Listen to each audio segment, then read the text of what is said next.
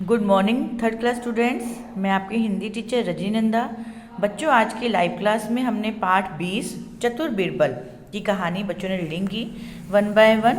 तो इसकी कहानी पढ़ते हैं। बीरबल, जैसे कि आप जानते हैं, अकबर और बीरबल के नाम से दोनों को जाना जाता है। अकबर राजा थे, उनके महल में बीरबल थे जो उनको बहुत मदद करते थे। कोई भी प्रॉब्लम उनके ऊपर परेशानी आती थी तो उसके लिए। तो ऐसे ही एक कहानी है, उसको पढ़ेंगे। शुरू करते हैं। एक साधु ने बादशाह अकबर को एक जादुई मणि भेंट दी और कहा, बादशाह शाह, यह एक चमत्कारी मणि है। यह जिसके पास भी रहेगी उसका भाग्य चमक उठेगा। फिर अकबर ने कहा, धन्यवाद महात्मा।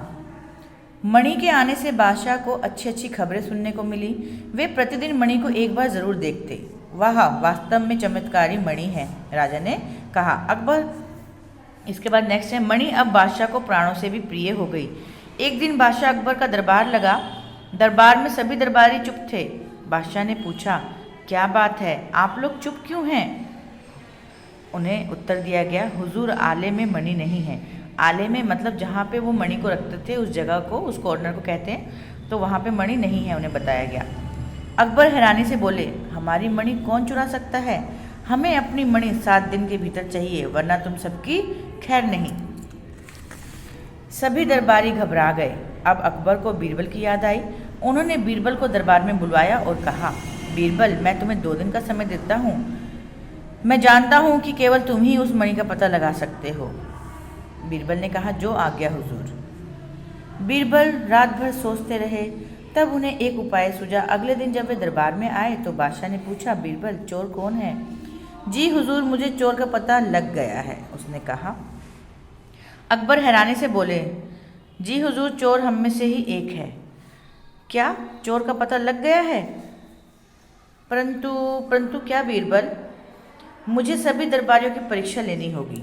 अकबर ने कहा कि मुझे सभी दरबारियों की, जो दरबार में बैठने वाले सभी लोग हैं आने वाले, उन सबकी परीक्षा लेनी होगी। अकबर ने बीरबल को दरबारियों की परीक्षा लेने का आदेश दे दिया। बीरबल ने तुरंत एक लकड़ियों से भरा थैला मंगवाया। बीरबल, ये लकड़ियाँ क्यों मंगवाई हैं? बीरबल ने कहा, जहाँपनाह, ये जादुई लकड़ियाँ हैं, ये मुझे चोर का पता बताएंगी। भाइयों, मैं आप सभी को एक एक लकड़ी दे रहा हूँ, परंतु हमें इन लकड़ियों से क्या करना है? सभी ने कहा कि हमें इन लकड़ियों से क्या करना है? बादशाह हैरान होकर बोले, बीरबल, परंतु इन लकड़ियों का मणि से क्या संबंध है? संबंध है जहाँपनाह, जिसने भी मणि चुराई होगी उसकी लकड़ी 2 इंच बढ़ जाएगी।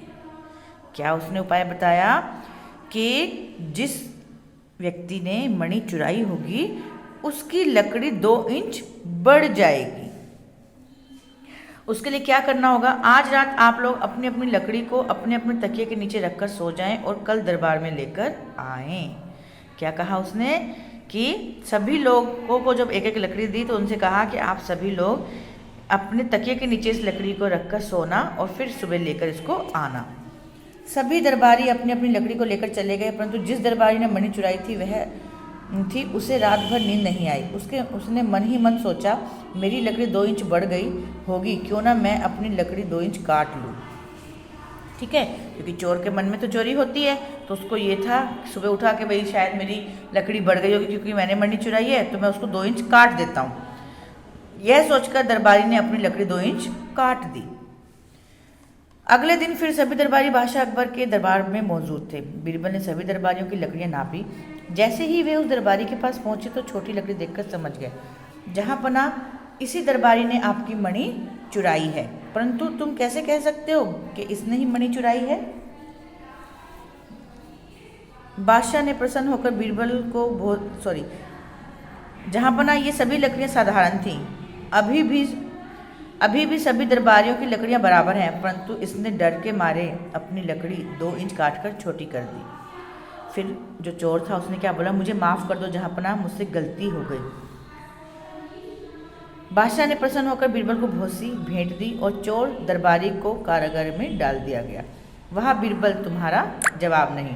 तो देखा आपने कि बीरबल जो थे वो कितने बुद्धिमान थे, किस तरह से किसी भी परेशानी का हल ढूंढ लेते थे, कितनी उनके पास सॉल्यूशन थे, हल थे, तरकीब थी, ठीक है, जिससे कि वो हर प्रॉब्लम को सॉल्व कर सकते थे। तो कितनी इंटरेस्टिंग स्टोरी है ना ये। तो सभी बच्चे इसको रीडिंग ज़रूर करिएगा एक बार, ठीक है। Okay, thank you.